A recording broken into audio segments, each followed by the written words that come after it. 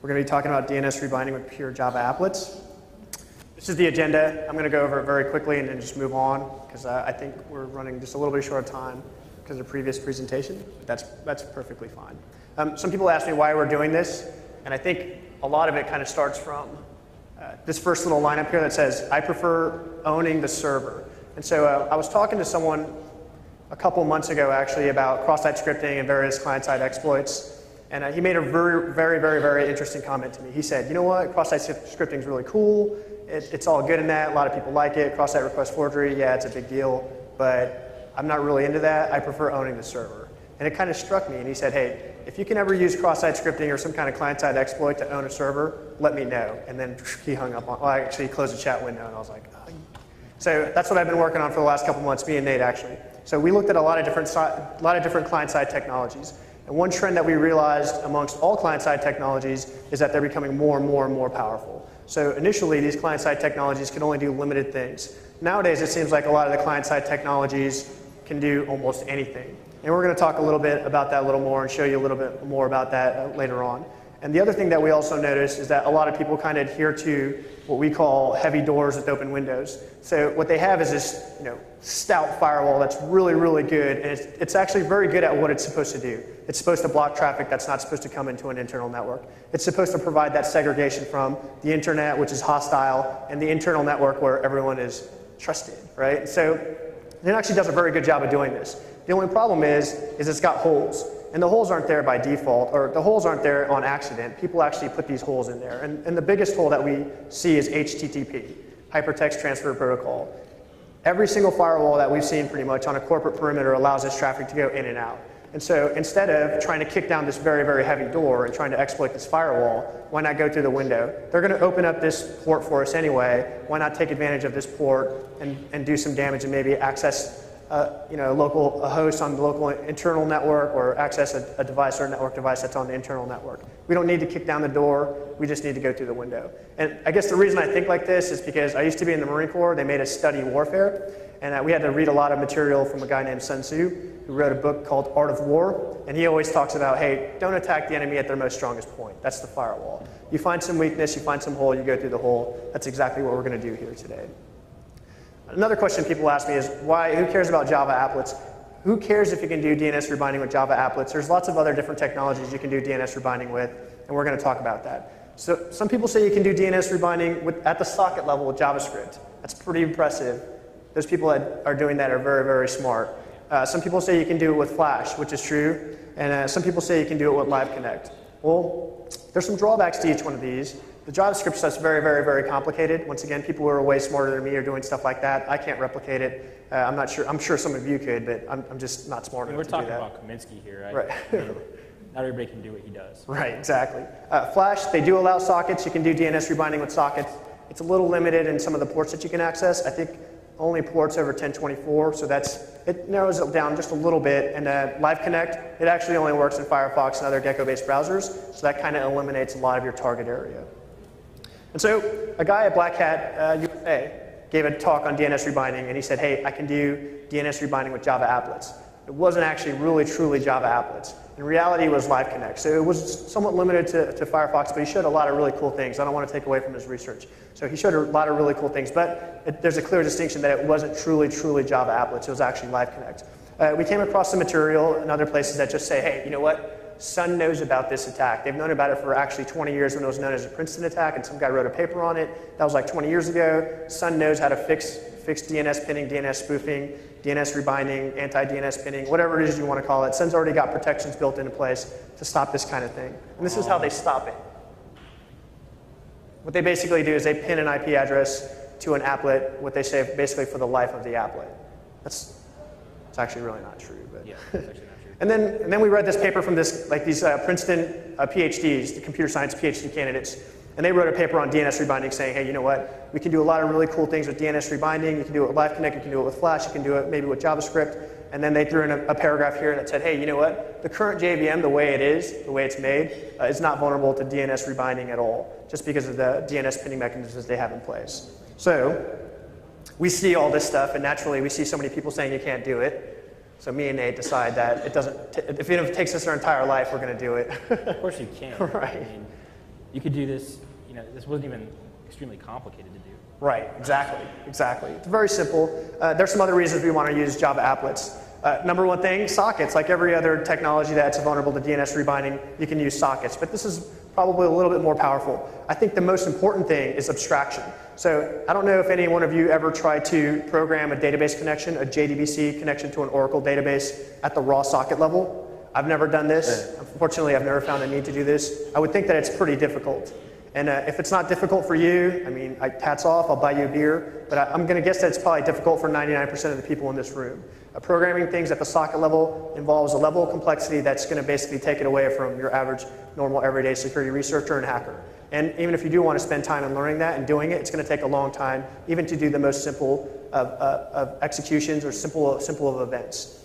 The last thing is Java actually has I'm sure you guys know this, Java has a lot of libraries and classes that you can just kind of use because a lot of people use Java. So if you're dealing with some weird protocol or a protocol that's well known, more than likely there's a library or class that you can use. You don't have to reinvent the wheel. And some specific examples of this is JDBC, SSL, and there's lots of others. The example that we're going to show you today is JDBC. And then the last thing that's really cool is you can actually remotely control an applet, which we're going to show you as well. So it's not just that you put your malicious payload or your payload onto a Java applet and let it execute, and then if things didn't work out the way you thought it would, then you're kind of screwed. In this case, you can actually remotely control the applet from 10,000 miles away, and you're accessing a device that's on someone's internal network. And the big thing is how easy it is. We're not doing like what Kaminsky did where we reinvent TCP and JavaScript. Right, that's exactly. Awesomely crazy, but we're not going to try that. I'm not that smart. We're going to do it much simpler. Yeah. This is basically how the attack is set up. If you can see, there's the evil attacker in the bottom left-hand corner. That's Nate. It looks a lot like Nate. If you see his hair, it doesn't have a hat on. But then what we're going to use is we're going to use a cross-site scripted website. You don't have to use cross-site scripting. It's not a requirement in this. But we think it's kind of cool because cross-site scripting actually allows you to have that remote control over the applet that's going to be on someone's internal network. Of course, you're going to have your victim. In this case, the victim is actually sitting behind the firewall. And like I said before, a lot of times, 99%, port 80 HTTP traffic is going to be allowed through, to and from, over traversing the firewall. And then our target is not the victim because I thought cross-site scripting was cool. I thought owning client-side stuff was cool. But like my friend said, he prefers owning the server. So what we're going to do is we're going to actually use that victim's machine. We're going to put some malicious code onto it, well, so-called malicious code onto it, our payload, our Java applet. And then we're going to remotely control that applet and use that applet to actually access a JDBC or Oracle database, which is someplace on the internal network. And I think one of the big things is think of the payload delivery here with cross-site scripting. We put this in like MySpace or something where everybody goes to it, and now everybody that visits that link is potentially having their internal network attacked.